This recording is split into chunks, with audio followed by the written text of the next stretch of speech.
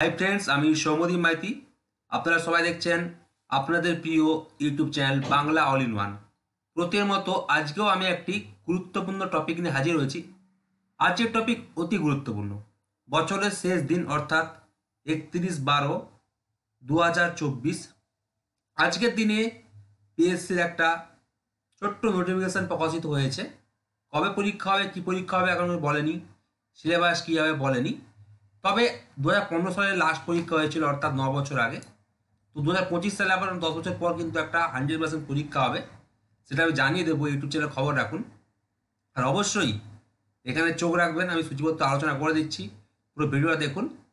তবে একটা জিনিস কি, সূচিপত্র তো আলোচনা অবশ্যই করবো, এখানে অনেক কিছু প্রশ্নপত্র আমি আলোচনা করব। তবে যেটা আগের সিলেবাস অর্থাৎ 2015 সালের সিলেবাস শেষ পরীক্ষা হয়েছিল, সেই পরীক্ষার কিন্তু আমি এখানে সূচিপত্র দিচ্ছি। পরবর্তীতে সিলেবাস চেঞ্জ হতে পারে একটু আধটু, তো আমি সেইগুলো আলোচনা করে দিচ্ছি। 2015 সালের সিলেবাস আর সে কী কী আছে সব দেখতে পাবেন।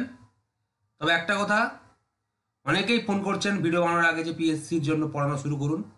অবশ্যই পড়ানো শুরু করব আমরা, সপ্তাহে 3-4 দিন দেব।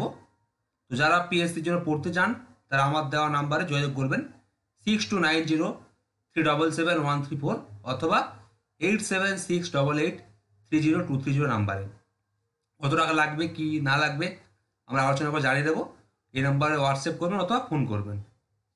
আর একটা কথা, পিএসসি সূচিপত্র দেওয়া হলো, এই যে পিএসসি অ্যাসিস্ট্যান্ট মাস্টার বা মিস্ট্রেস নোটিফিকেশনটা বেরিয়েছে, এখানে কিন্তু বেঙ্গলি মিডিয়াম ইংলিশ মিডিয়ামও দিতে পারবেন।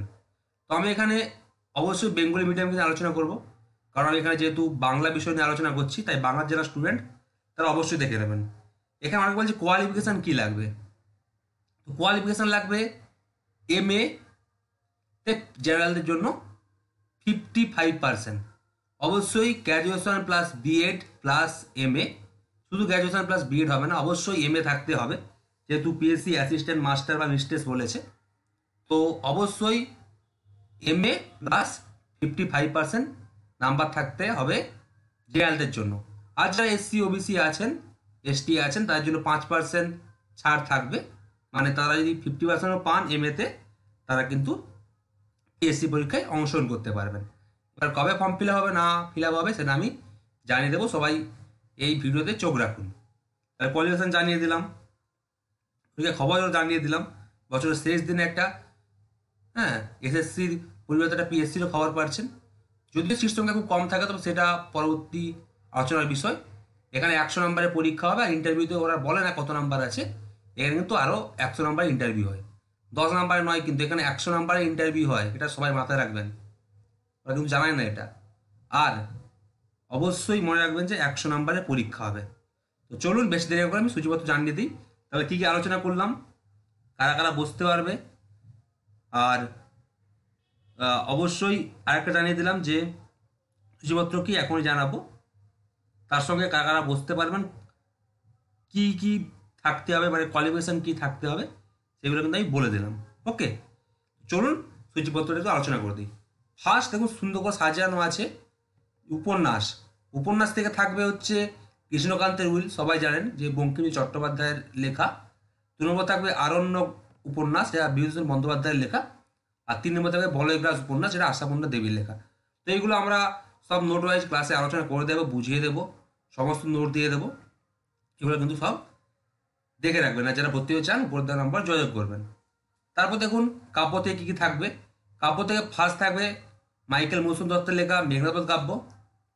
তো মেঘনাদ কাব্যে থাকবে চতুর্থ, ষষ্ঠ ও নবম স্বর্গ, ঠিক আছে। আর 2 নম্বর থাকবে বনলতা সেন কাব্য, জীবন দাসের লেখা, তার প্রথম 5টি কবিতা। পিডিএফগুলো সব দিয়ে দেবো, অসুবিধা নেই। 3 নম্বর থাকবে পদাতিক, সুভাষ মুখোপাধ্যায়ের লেখা কাব্যগ্রন্থ, এর থাকে প্রথম 5টি কবিতা।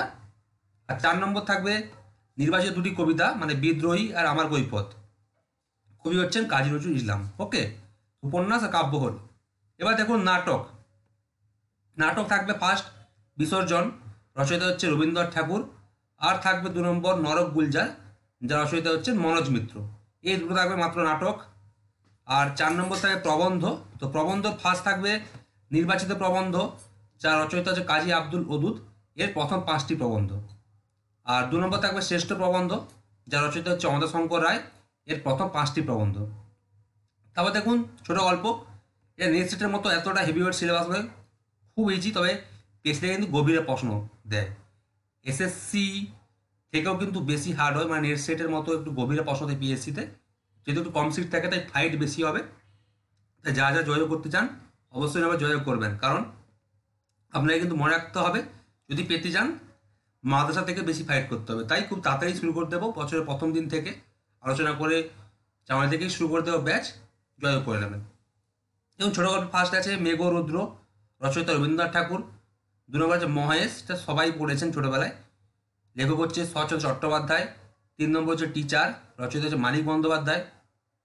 4 নম্বর হচ্ছে গাছটা বলেছিল, রচয়িতা সৈয়দ মুস্তাফা সিরাজ। 5 নম্বর হচ্ছে গিরগিটি, যার রচয়িতা হচ্ছে জ্যোতিরিন্দ্র নন্দী। এই 5টা ছোটো গল্প থাকবে। এবার দেখুন বাংলা সাথে ইতিহাস থেকে কী কী থাকবে। এতক্ষণ বললাম টেক্সট থেকে, মানে পাঠ্যগ্রন্থ থেকে, ওকে। এবার বলবো বাংলা সাথে ইতিহাস থেকে মধ্যযুগ। কিন্তু বাংলা সাথে ইতিহাস ভাগ করে দিয়েছে প্রাচীন মতো আধুনিক হয়, তো প্রাচীন যুগ নেই এখানে, চর্যাপদ নেই। তো মধ্যযুগে দেখুন কী কী থাকবে।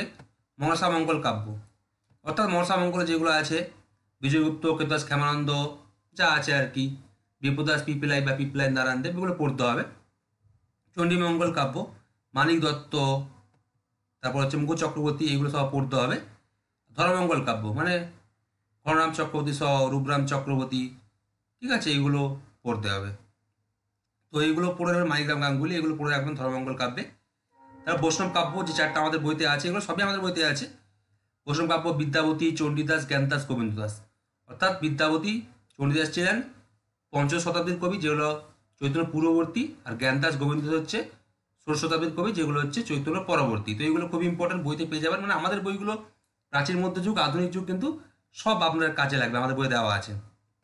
তারপর দেখুন আধুনিক যুগ, আচ্ছা fort William college, fort William college আমি নোট দিয়ে দেবো, অসুবিধা নেই, সবাই পেরে যাবেন। তারপর দেখুন Ishwarchandra Vidyasagar, fort William college থেকে 14টা গ্রন্থ যে বেরিয়েছে, আমার নোটে আছে, আমি দিয়ে দেবো, আগেই রেডি করা আছে। ঈশ্বরচন্দ্র বিদ্যাসাগর আমাদের বইয়ের প্রথমেই দেওয়া আছে, অসুবিধা নেই, আমাদের বইতে আছে। দেখুন দীনবন্ধু মিত্র, এটা আমাদের বইতে আছে। 3 নম্বর দেখুন গিরিশচন্দ্র ঘোষ, মানে 4 নম্বর, তো এটা আমাদের বইতে আছে। তাও দ্বিজেন্দ্রলাল রায়, এটা আমাদের বইতে আছে, অসুবিধা নেই। বিদ্যাসাগর হচ্ছে গদ্য প্রবন্ধ সাহিত্য, দীনবন্ধু মিত্র নাট্য সাহিত্য, গিরিশচন্দ্র ঘোষ নাট্য সাহিত্য, দ্বিজেন্দ্রলাল রায় নাট্য সাহিত্য, অর্থাৎ 3জন নাট্য সাহিত্য থেকে আছে। তাও দেখুন 6 নম্বর প্রমোদ চৌধুরী, এটা আমাদের বইতে আছে, অসুবিধা নেই, এটা গদ্য সাহিত্য আর প্রবন্ধ সাহিত্য থেকে আছে। আর 7 নম্বর হচ্ছে সত্যনারায়ণ দত্ত, এটা হচ্ছে কাব্যসাহিত্য থেকে আছে, আমাদের বইতে নেই যদিও, কিন্তু আমি ছাত্রদের অলরেডি আগেই নোট দিয়েছিলাম পিএসসির জন্য, যখন শুরু হবে তাদের অসুবিধা না হয়। তো সত্যনারায়ণ দত্ত নোট আমার অলরেডি বানানো আছে। তো যাই হোক, এই 7টা টপিক আমাদের 6টা টপিকে আছে। তবে এখানে দেখলাম যে গদ্য আর প্রবন্ধ সাহিত্য, কাব্য সাহিত্য আর নাট্য সাহিত্য থেকে প্রশ্ন দিয়েছে বা সিলেবাস দিয়েছে, কিন্তু এখানে আপনার কথা সাহিত্য থেকে কিন্তু কোনো টপিক দেয়নি। আধুনিক যুগ শেষ হলো। এবার দেখুন 3 নম্বর বর্গ, টেক্সট হলো আর পাঠ্য বিষয় হলো, তারপর হচ্ছে সাহিত্য ইতিহাস হলো, এবার হচ্ছে বাংলা ব্যাকরণ, ফার্স্ট সন্ধি, তারপর দেখুন সমাস, তারপর দেখুন প্রকৃতি প্রত্যয় আছে, 4 নম্বর কারক বিভক্তি আছে, 5 নম্বর হচ্ছে পদ পরিবর্তন আছে, 6 নম্বর লিঙ্গ পরিবর্তন আছে, 7 নম্বর হচ্ছে অশুদ্ধি সংশোধন আছে, 8 নম্বর হচ্ছে এক কথায় প্রকাশ।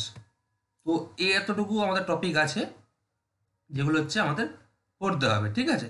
তাহলে ব্যাকরণে কী কী আছে বললাম, সন্ধি, সমাস, প্রকৃতি প্রত্যয়, কারক বিভক্তি, পদ পরিবর্তন, লিঙ্গ পরিবর্তন, অশুদ্ধি সংশোধন, এক কথায় প্রকাশ, মানে প্রায় এগুলোই কিন্তু কয়েকটা ছাড়া সবই আমাদের পড়ানো হয় এসএসসিতে। আমি পিএসসি আলাদা করে পড়াবো, তাই উপর দ্বারা নাম্বার যোগাযোগ করে নেবেন। বাংলা ব্যাকরণ পেলাম, সাহিত্য ইতিহাস পেলাম, আর পেলাম কি টেক্সট বা পাঠ্য বিষয়, এইগুলো হচ্ছে সূচিপত্র। পরবর্তীতে চেঞ্জ হতে পারে, জানিয়ে দেবো, চেঞ্জ হলে আমরা নতুন করে ক্লাসের নোট দিয়ে দেবো বা লিখে দেবো, অসুবিধা নেই। আর যারা কোচিংয়ে যোগাযোগ করতে চান তারা 6290377374 দেওয়া নাম্বারে বা 8768830830 নাম্বারে বা 230 নাম্বারে ফোন করে নেবেন, ঠিক আছে, হোয়াটসঅ্যাপ বা ফোন করে নেবেন। অনেকেই ভিডিও মাধ্যমে ফোন করেছেন বা আগেও করছেন, তো সবাইকে বলে দিচ্ছি আমরা কোচিং করাবো, যারা এই কোচিংয়ে ভর্তি হতে চান যোগাযোগ করে নেবেন। আর এসএসসিও যেমন নতুন ব্যাচ শুরু করবো কাল থেকে, তেমন পিএসসিও কিন্তু জানুয়ারি মাস থেকে শুরু করবো। কত টাকা লাগবে কি না লাগবে সেটা ওখানে আলোচনা করে জানিয়ে দেবো, ঠিক আছে। সবাই ভালো থাকবেন, ধন্যবাদ। মন দিয়ে পড়াশোনা করুন, কারণ একটা সিট পেতেই হবে।